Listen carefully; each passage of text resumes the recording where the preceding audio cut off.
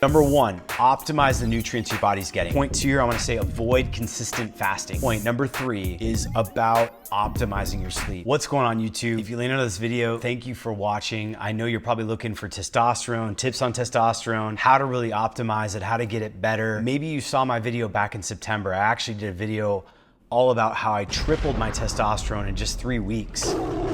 This video is really about how I've been able to maintain and really kind of double my testosterone since I had a baseline measurement while keeping on the carnivore diet.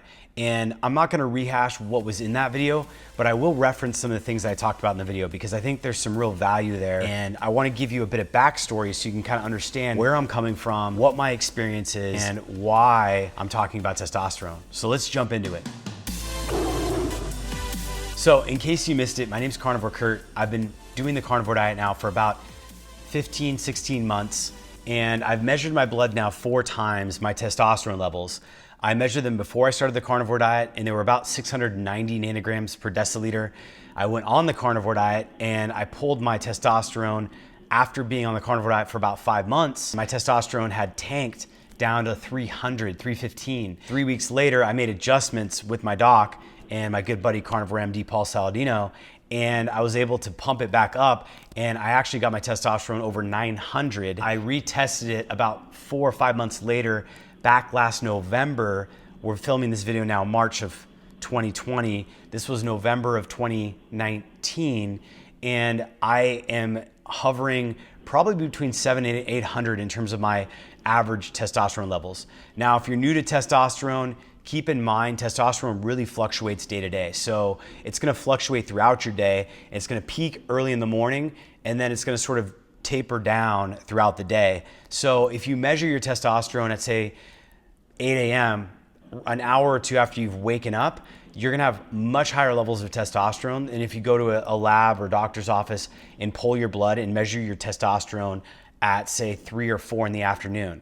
For my purposes and what I've done, because I'm aware of this, I've been testing my testosterone about 10 to 11 in the morning, so not right when I wake up, and I've consistently looked to basically pull my blood labs at that time, and I typically wake up between 6 and 7 a.m. That's kind of where I've been through the winter, and even back when I tested back last summer, kind of late spring, I was getting up right around 7. So we're talking 3 to 4 hours post wake up, my testosterone levels. That's generally the baseline of when I've been testing it. You know, I really I'm telling you, most right? of it's diet, dude. I'm telling you. So you just I lift weights less than 2 hours a week. Yeah, I don't believe you. You gotta do it. I tripled my testosterone in 3 weeks through making some basic adjustments. And just to kind of recap what I did, when I got that blood test and I was on the carnivore diet, I was doing OMAD. I was doing 1 meal a day. I was eating pretty restricted in terms of my calories and my feeding window. I was eating basically a meal from about 6:30 to 8 o'clock at night. That was kind of my feeding window every single day. So I was pretty much fasting 22 and a half hours a day. And I was doing this for about 6 weeks leading up to that blood draw. So one of the big things I did when I saw those labs and we saw that my testosterone was low is I opened up my feeding window. One of the prevailing ideas here is that if you are restricting your feeding, if you're fasting, if you're in a calorie deficit, your body is going to downregulate anabolic building steroids, building hormones like testosterone. It's not going to prioritize reproduction, growth, when it doesn't really see that you're getting enough calories coming into your body. So I opened up my feeding window so that my body got the signal that, hey, there's food coming in, not just every 22 hours. Currently right now, I'm probably like 5 p.m., 5:30, 6 p.m. until 10 a.m. the next day. So that's a 14-hour window or 16-hour window where I intermittent fast, but it's not this 22-hour fast. And that's one of the main things I did that really opened things up. So the second point from that video is I naturally increased my caloric intake and I got more calories. That just is kind of a byproduct of eating more meals throughout the day and opening up that feeding window. And that signaled to my body, hey, you've got sufficient calories coming in. You're eating more than just, we don't know when you're gonna get food because you're eating more than just once a day and you're eating multiple times a day, so you're getting more food. And that really helped. And the third piece is I optimized my sleep. Going into that, I was dating a gal and she was pretty crazy. She was Mexican, Latin, loved her. She was really a sweetheart and I had a lot of fun, but drinking and not sleeping were huge sort of priorities and focuses and values in her life. I still didn't drink, but certainly the not sleeping or having a very kind of chaotic, low priority of sleep, I felt the brunt and I felt the effects of that. And it definitely affected my ability to sleep and have sufficient sleep. Anyone who knows anything about studying testosterone, sleep is when your body produces testosterone. If you don't get core sleep, that's really high quality, you're not gonna be able to produce optimal hormones. And we can go on and on about sleep in general. Sleep is so valuable for so many things in your body, but this is a big one. If you want testosterone to be optimized, you need good, deep core sleep and you need consistent, high quality sleep. That's when your body produces sleep and that's when you're gonna get optimized. So I don't wanna hash out everything. I actually wanna share what I've learned in the last 15 months as a carnivore, maintaining robust levels of testosterone, because now I wake up, I have libido. I have very robust libido. I have erections every morning, not to be too graphic, but I just don't have an issue feeling the testosterone in the levels that I have. My mood is great, my energy levels are great, my recovery from exercise is great. And I think when I test my blood here again in another probably 6 weeks, I will have very robust levels. So let's dive into what I really think are the main points that I would prioritize. I would say look at that video if you haven't, if you're really interested in this topic, because I think there's great content in there and there's a great sort of story about my journey and where I got to and how I made some adjustments there and what I've just rehashed. But then take these as kind of probably the big pillars to focus on. So I would say this is my sort of like updated version of what you should do to optimize your levels of testosterone going into 2020 if you're on a carnivore diet, maybe even if you're not on a carnivore diet, but these are the big ones that I would focus on. So number one, optimize the nutrients your body's getting. This is probably a no-brainer, but I have to say it. You really need to stay away from things. Certain foods are going to destroy your testosterone, and these are the phytoestrogens. Do not be eating soy. Do not be eating grains. These are foods that come from plant molecules that create what's called phytoestrogens. These molecules mimic hormones in the human body and they mess with your hormones. They will mess up your testosterone. Stay away from soy. We're talking teriyaki sauce. We're talking a lot of the beef jerky out there, if you're a carnivore, has soy in it, turmeric. Doesn't matter what kind of soy. Soy is such a problem food for so many reasons, testosterone being a big, big no-no. So stay away from soy and stay away from phytoestrogens. Limit, on the same token there with grains, limit alcohol. Alcohol wrecks your sleep. It disrupts your ability to properly make testosterone. If you really want testosterone to be optimized, be mindful of your alcohol. Look, I get it. You want to have a social drink here and there. You want to socialize. Maybe you like drinking on your own. That's fine too. But alcohol in general has a lot of negatives with very few positives from a health perspective. So if you have issues with testosterone or you really care about testosterone, weigh the pros and cons and think about cutting down on your alcohol consumption. It's going to make a big difference. And I highly recommend cutting alcohol for not just testosterone, but for a number of other performance minimizing reasons, testosterone just being one of them. So here's a big one. Get zinc-rich foods. We talk about oysters, red meat.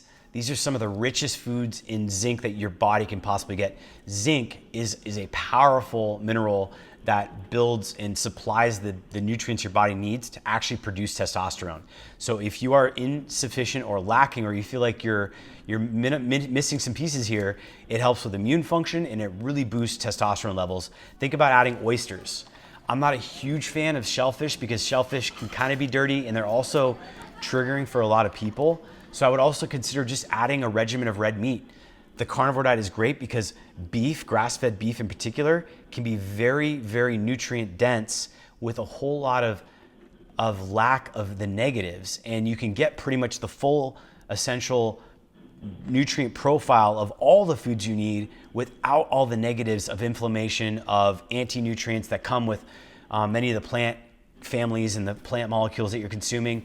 And so when you eat high quality beef, high quality red meat, you're getting a lot of the precursors with zinc and magnesium. Magnesium is another one. You actually probably have seen on the market, if people are marketing to you some sort of fix-all for testosterone, you'll see ZMAs, zinc magnesium supplements that people take, and they give them vivid dreams. They give them really powerful dreams because they sleep deep. But you will get those dreams and you will sleep deep if you get these nutrients from the food that you eat. You don't need to buy a ZMA supplement. You can get them from zinc-rich foods and magnesium, which is in red meat. It's in, okay, I'm gonna say this, it's in blood. So if you have high quality meat that is fresh, yes, I drink blood, and there's magnesium in blood as well as in the meat. You're eating blood from the meat when you eat the meat, but you can even drink the blood if the meat is clean.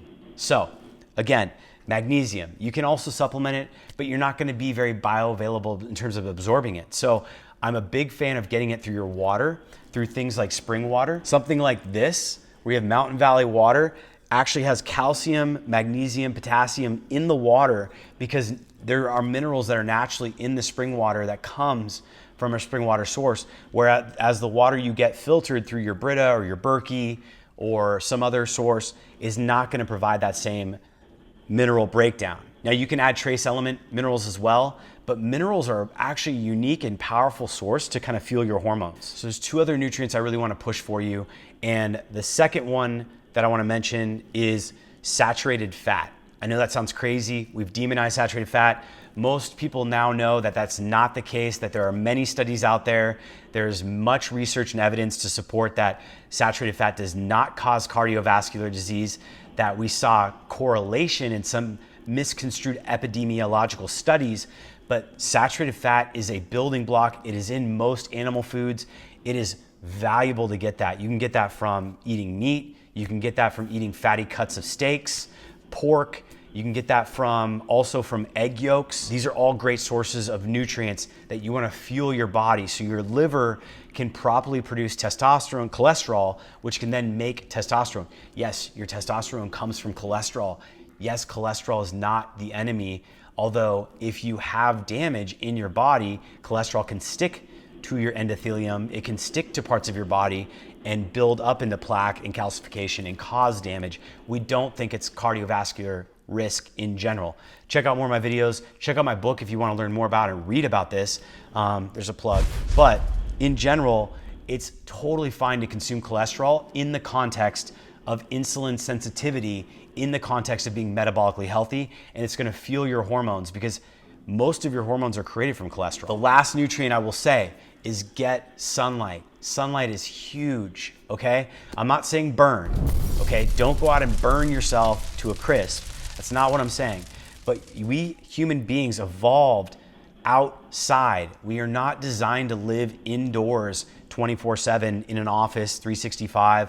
I know with this whole Corona thing going on right now, it's pretty scary and we want to be socially isolated, but at the same time, that does not mean we have to be sun isolated. You can still get exposure to sunshine and get yourself out and exposed to full spectrum light, even in times when you have to isolate yourself. So get out in nature, go for a walk, get sun on your skin, get sun on your eyes. It helps with your circadian rhythm to help you sleep deeper at night, which again is a big piece of testosterone.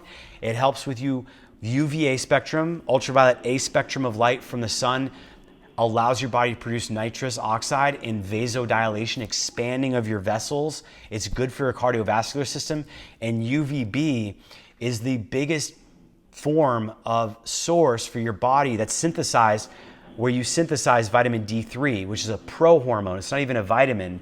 It's actually a prohormone, a precursor to your hormones, testosterone being a big one, with sunlight. So when you get UVB radiation from the sun, your body can synthesize vitamin D3, which you can't get orally from your diet nearly as in sufficient accounts, as well as in the amount as bioavailable as you would from the sun. So it's a huge booster for your testosterone levels in terms of getting better levels of T. Now I'm gonna rehash what I said in the first video I did where I tripled my testosterone in 3 weeks around expanding the feeding window. I think fasting is valuable, but avoid, in point 2 here, I wanna say avoid consistent fasting. Don't do OMAD day after day after day, weeks after weeks after weeks, if your goal is to up your testosterone levels, to put your body in a more anabolic state. You want to balance that. You want to maybe do a fast every weekend or every other weekend probably, and allow yourself to clear things out. But instead, especially if you're following the carnivore diet and you're more ketogenic anyway and low carb, you're going to be in a low level of ketosis where you get a lot of the benefits of a fasted state without actually having to go and fast. And then you don't get the negatives where you downregulate your hormones, where you downregulate the anabolic pathways of building, of giving you that vitality, of fueling your fertility and your energy. And if you haven't guessed it, my final point, number 3, is about optimizing your sleep. You have got to optimize your sleep for so many more reasons than testosterone. But I will say this, most people need about 8 hours of sleep as an adult. I'm gonna be 36 in a month. I function quite well on about 8.5 hours of sleep, but I do need about 8 to 8.5 hours of sleep most of the year. In the summer, I need less. In the winter, I need more. And one of the keys to this with testosterone is getting early to bed, because your body goes through several stages of sleep. Deep sleep is one of the core stages of sleep that your body experiences, where you experience growth hormone production, you experience testosterone production, you experience lymphatic flushing of the brain, and you get this physical restorative recovery state, if you will. That's when you produce a lot of your testosterone. And deep sleep tends to happen early in the sleep cycle. So if you go to bed extra late, say you stay up on a Friday or Saturday, you miss out on a good chunk of your deep sleep. That really hurts you if you're trying to recover from a workout that Friday night or that Thursday and you're still kind of recovering Friday evening. Instead, try to go to bed early and then realize that when you sleep towards the end of your sleep, the REM cycle, when you're dreaming mostly, that's when you're experiencing the majority of your dreaming state. Your REM cycle is where you're processing the cognitive thinking, the learning, the functioning. This is why when you wake up early, too early, you feel like your head just feels like it can't wake up. But if you go to bed late and you sleep in, you still feel kind of okay, which is what the majority of society does. They sleep beyond their REM stage, but they don't get enough deep sleep on the weekends. And so their testosterone, their hormones are wrecked, their physical recovery is wrecked. They can't really do anything physically demanding, but their mind is still somewhat functional.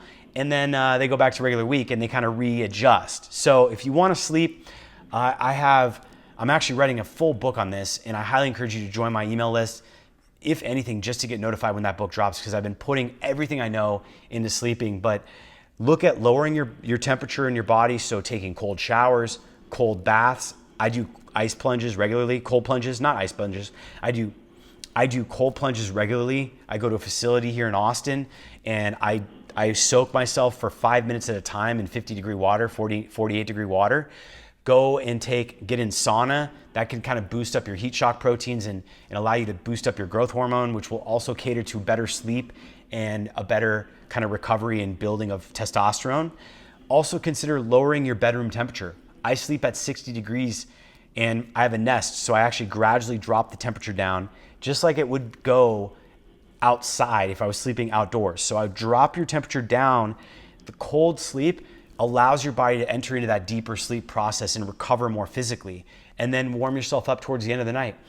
Sleep in darkness. Your body has receptors on the skin for light. If you're sleeping in a really bright environment where you're not blacking it out, where you can actually see your hand in front of you, you're actually not sleeping in an environment that should be dark enough for you, and you want to consider doing that.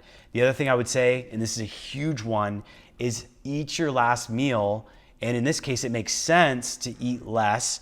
Eat your last meal earlier in your day. So try to eat before, at the very least, do not eat after sunset. I know this might be kind of crazy for many people on this video, but if you can eat your last meal, say for example, sunset is at 7:30, you eat your last meal at 5 or 4, and then you have a good 4 or 5 hours before you go to bed at say 9:30, 10, then you're going to have much better sleep than if you push your last meal to say 7 or 8 or 9 o'clock at night.